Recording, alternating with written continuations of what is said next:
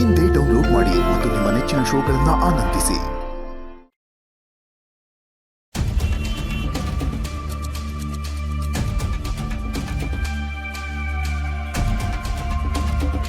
ಶರ್ಮಿಳನ ಬಗ್ಗೆ ಎಷ್ಟೇ ಹುಡುಕಿದ್ರೆ ಇನ್ಫಾರ್ಮೇಷನ್ಗಳು ಸಿಗ್ತಾ ಇಲ್ಲ. ನಾವು ಹೋಗ್ತಿರೋದ್ರಿಗೆ ಸರಿ ಇದೆಯೋ ಅಥವಾ ನಾವು ಹುಡುಕ್ತಿರೋದೇ ಸರಿ ಇಲ್ಲೋ ಗೊತ್ತಾಗ್ತಾನೆ ಇಲ್ಲ. ನನಗೆ ಯಾಕೋ ಇದು ವೇಸ್ಟ್ ಆಫ್ ಟೈಮ್ ಅಂತ ಅನ್ನಿಸ್ತಾ ಇದೆ. ಇಷ್ಟು ದಿವಸದಿಂದ ಹುಡುಕ್ತಿದ್ದೀವಿ, ಆದರೆ ಏನೂ ಪ್ರಯೋಜನ ಆಗ್ತಿಲ್ಲ. ನಾವು ಈ ಶರ್ಮಿಳನ ಹುಡ್ಕೋ ಪ್ರಯತ್ನನ ಇಲ್ಲಿಗೆ ಕೈ ಬಿಟ್ಟರೆ ಒಳ್ಳೇದು ಅನಿಸುತ್ತೆ. ಈ ಶರ್ಮಿಳನ ಹುಡ್ಕೋ ಬದಲು ಶಾರ್ವರ್ ಏನಾದರೂ ಹುಡುಕಿದ್ರೆ ಇಷ್ಟಕ್ಕೆ ಸಿಕ್ಕಿದ್ರು ಸಿಕ್ಕಿರೋಳೇನು. ಅಭಿ ಯಾವುದಕ್ಕೂ ಇಷ್ಟು ಬೇಗ ಕನ್ಕ್ಲೂಷನ್ಗೆ ಬರೋದು ಬೇಡ. ಹೇಗೋ ನದಿ ದಡದಲ್ಲಿ ಸಿಕ್ಕಿರೋ ಮಹಿಳೆಯರು ಇನ್ಫಾರ್ಮೇಷನ್ ಕೊಟ್ಟಿದ್ದಾರಲ್ಲ, ಆ ಊರುಗಳಿಗೆಲ್ಲ ಹೋಗಿ ವಿಚಾರಿಸೋಣ. ಈಗಾಗಲೇ ಇದ್ರ ಬಗ್ಗೆ ಪೊಲೀಸವ್ರನ್ನ ಕೇಳಿದ್ದೀವಿ. ಅವ್ರಿಗೆ ಇಂಥವ್ರು ಯಾರೂ ಸಿಕ್ಕಿಲ್ವಂತೆ. ಅವ್ರಿಗೆ ಸಿಕ್ಕಿರೋ ಕೆಲವರಲ್ಲಿ ನಮಗೆ ಬೇಕಾಗಿರೋರು ಯಾರೂ ಇಲ್ಲ. ಪೊಲೀಸ್ನವ್ರಿಗೆ ಸಿಗದೆ ಇರೋರು ಆ ಊರಿನ ಯಾವುದಾದ್ರೂ ವ್ಯಕ್ತಿಗೆ ಸಿಕ್ಕಿದ್ರು ಸಿಕ್ಕಿರ್ಬೋದು. ಅಣ್ಣ, ನೀವು ಹೇಳ್ತಾರೆ ಸರಿಯಾಗೇ ಇದೆ, ಹಾಗೆ ಮಾಡೋಣ. ನನಗೆ ಯಾಕೋ ಇದನ್ನೆಲ್ಲ ಇಲ್ಲಿಗೆ ಬಿಟ್ಬಿಡೋಣ ಅಂತ ಅನಿಸ್ತಿದೆ. ತಾತ ಅಮ್ಮ ಯಾವಾಗಲೂ ಹೇಳ್ತಾ ಇರ್ತಾರೆ, ನಾವು ಅಂದ್ಕೊಂಡಿರೋ ಕೆಲಸನ ಅರ್ಧಕ್ಕೆ ಬಿಡಬಾರ್ದು ಅಂತ. ನಮ್ಮ ಸುತ್ತಮುತ್ತ ಕತ್ಲಿದ ಮಾತ್ರಕ್ಕೆ ಬೇರೆ ಎಲ್ಲೂ ಬೆಳಕಿಲ್ಲ ಅಂತ ಅರ್ಥ ಅಲ್ಲ, ನಾವು ಬೆಳಕಿನ ಕಡೆ ಹೋಗ್ತಾ ಇಲ್ಲ ಅಂತ ಅರ್ಥ. ನಮಗೆ ಆ ಬೆಳಕಿನ ದಾರಿ ಎಲ್ಲಿದೆ ಅಂತ ಗೊತ್ತಾಗೋದಾದ್ರೂ ಹೇಗೆ? ಅಣ್ಣ ಹೇಳಿದಾಗೆ ಊರುಗಳಿಗೆ ಹೋಗಿ ವಿಚಾರಿಸೋಣ, ಏನಾದರೂ ಇನ್ಫಾರ್ಮೇಷನ್ ಸಿಕ್ಕೋರು ಸಿಗ್ಬೋದು. ನಾವು ಯಾವುದೇ ಕೆಲಸನ ದೃಢವಾಗಿ ನಂಬಿ ಮಾಡಿದ್ರೆ ಅದರಲ್ಲಿ ಯಶಸ್ಸು ಸಿಗತ್ತೆ ಅಂತ ನಾನು ನಂಬ್ತೀನಿ. ಹಾಗೆ ಶರ್ಮಿಳಾ ಸಿಕ್ಕೇ ಸಿಗ್ತಾಳೆ ಅಂತ ನನಗನ್ಸುತ್ತೆ. ಟ್ರೈ ಮಾಡೋಣ. ಆದರೆ ಈ ಆಫೀಸ್ ಕೆಲಸ ಎಲ್ಲ? ಆಫೀಸ್ ಕೆಲಸದ ಮಧ್ಯಾಹ್ನ ಮಾಡೋಣ. ಆಫೀಸ್ ಕೆಲಸದ ಮಧ್ಯದಲ್ಲಿ ಶರ್ಮಿಳಾನ ಹುಡ್ಕೋಣ. ಹಾಗೆ ಈ ಶಾರ್ವರಿ ಮೇಲೂ ಕಣ್ಣಿಟ್ಕೊಳ್ಳೋಣ. ಸರಿ ಬ್ರೋ, ನೀನು ಹೇಳಿದ ಹಾಗೆ ಟ್ರೈ ಮಾಡೋಣ. ಬ್ರೋ, ನನಗೆ ಆನ್ ದಿ ವೇ ಹೋಗ್ತಾ ಬೊಂಬೆ ಮಿಠಾಯಿ ಬೇಕು. ಬೊಂಬೆ ಮಿಠಾಯ? ಮನೆಗೆ ಹೋಗಿ ಊಟ ಮಾಡೋಣ ಬಾರೋ. ಅವೆಲ್ಲ ಗೊತ್ತಿಲ್ಲ, ನಂಗೆ ಬೇಕು. ನೀನೇನು ಚಿಕ್ಕ ಮಗುನ ರೋಡಲ್ಲಿ ಮಿಠಾಯಿ ಬೇಕು ಅಂತ ಹಠ ಮಾಡ್ತಿದ್ಯಲ್ಲ? ಹೌದು ಕಣ, ನಾನು ಚಿಕ್ಕ ಮಗುನೇ. ನೀನೇನು ಭಾರಿ ದೊಡ್ಡ ಮನುಷ್ಯನ, ಅದು ಬೇಕು ಇದು ಬೇಕು ಅಂತ ಯಾವತ್ತೂ ಏನು ಕೇಳೇ ಇಲ್ವಾ? ನಿನ್ ಥರ ಕಂಡಿದ್ದೆಲ್ಲ ಕೇಳಿಲ್ಲ ಕಣಪ್ಪ. ನಾನು ಯಾವಾಗ ಕಂಡಿದ್ದೀನಲ್ಲ ಕೇಳಿದ್ದೀನಿ. ನನಗೆ ಮಿಠಾಯಿ ಬೇಕು ಅಂತ ಕೇಳಿದೆ ಅಷ್ಟೇ. ಅಷ್ಟಕ್ಕೂ ನಾನೇ ನಿನ್ನನ್ನು ಕೊಡಿಸು ಅನ್ನ. ಅಭಿಯಣ್ಣ, ಪಾಪು ಏನು ಕೇಳ್ತಾ ಇದೆ, ಕೊಡಿಸಿ. ಅಭಿ ಪಾಪು ಗೊಂಬೆ ಏನಾದರೂ ಬೇಕಾ? ನನಗೆ ಬೇಕಾದ್ರೆ ನಾನೇ ತಗೋತೀನಿ. ಶುರು ಆಯ್ತು ನಿಮ್ಮಿಬ್ರದ್ದು. ನಡೀರಿ ಮನೆಗೆ ಹೋಗೋಣ. ಬ್ರೋ, ಮಿಠಾಯಿ ಮನೆಗೆ ಹೋಗ್ತಾ ತೊಗೊಳೋಣ ಬಾಪ.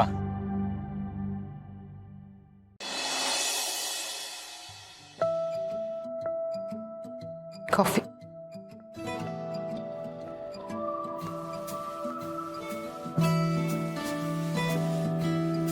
ಸಂಧ್ಯಾ, ಕಾಫಿ ತಗೋ.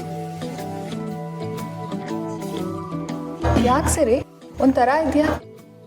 ಹೊಟ್ಟೆ ತುಂಬ ನೋಡ್ತಾ ಇದೆ ಸಂಧ್ಯಾ, ಸುಸ್ತಾಗ್ತದೆ. ಓ ಅದಾ, ನೀನು ಹೋಗಿ ರೆಸ್ಟ್ ಮಾಡು, ಜಾಸ್ತಿ ಏನೂ ಕೆಲಸ ಮಾಡಬೇಡ.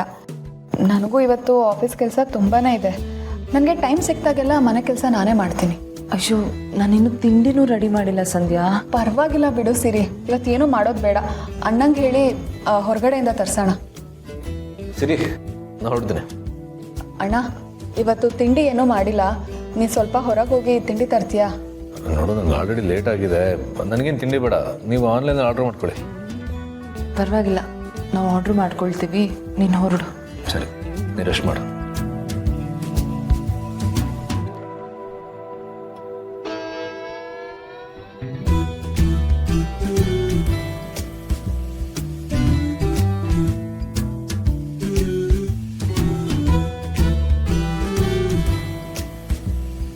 ಸೊಸೆ ಮುದ್ದು, ಅಡುಗೆ ಮನೆ ಬಗ್ಗೆ ಯೋಚನೆ ಮಾಡಬೇಡ.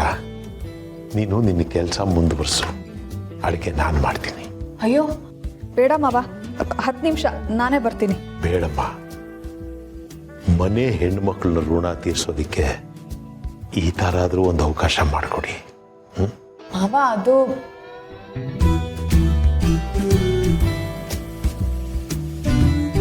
ನಳ ಮಹಾರಾಜರೇ ಬನ್ನಿ. ಭೀಮಸೇನ ನಳ ಮಹಾರಾಜರು ಗಂಡಸರಲ್ಲವೇ, ನನ್ನ ಹಾಗೆ ಮೀಸೆ ಹೊತ್ತ ಮಹನಿ.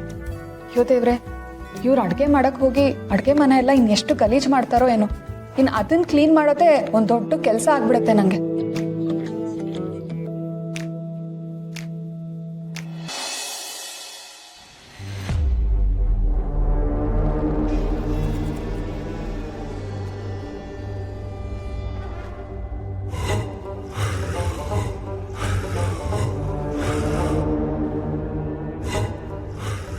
ಮಾಧವನ ಮನೇಲಿ ಎಲ್ರನ್ನೂ ನಾಶ ಮಾಡ್ತೀನಿ,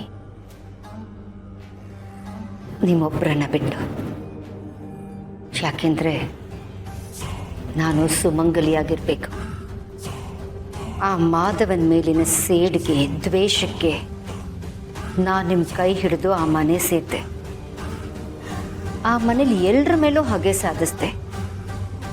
ಕೊನೆಗೆ ಆ ಮನೆಯಿಂದನೇ ಆಚೆ ಬಂದೆ. ಆಗಾಗ ನಿಮ್ಮ ನೆನಪು ಬರ್ತಾನೆ ಇರುತ್ತೆ.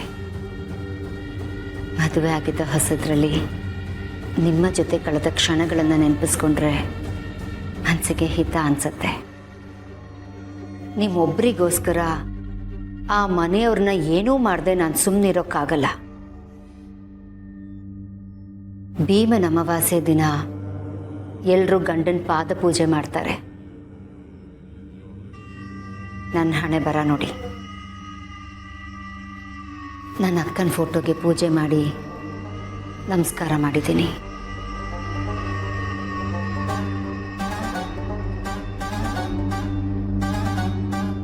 ಇದಕ್ಕೆಲ್ಲ ಕಾರಣ ಮಾಧವ.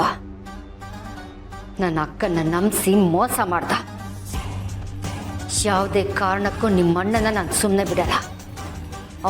ಅವನ ಮನೆಯವರೆಲ್ಲರೂ ಸರ್ವನಾಶ ಆಗಬೇಕು. ಆದಷ್ಟು ನಿಮ್ಗೇನು ಆಗದೆ ಇರೋ ಥರ ನಾನು ನೋಡ್ಕೋತೀನಿ. ಎಲ್ಲ ಹೆಣ್ಮಕ್ಳಿಗೂ ಮಾಂಗಲ್ಯ, ಮುತ್ತೈದೆ ಅನ್ನೋದು ತುಂಬ ಶ್ರೇಷ್ಠವಾದ್ದು. ನನಗೂ ಅದನ್ನು ಉಳಿಸ್ಕೋಬೇಕು ಅಂತ ಆಸೆ. ಆದರೆ ನನ್ನ ಗುರಿಗೆ ನನ್ನ ಆಸೆ ಅಡ್ಡ ಬಂದರೆ ಆ ಆಸೆನೂ ಲೆಕ್ಕಿಸದೆ ಗುರಿನ ಮುಟ್ಟೋಳು ನಾನು.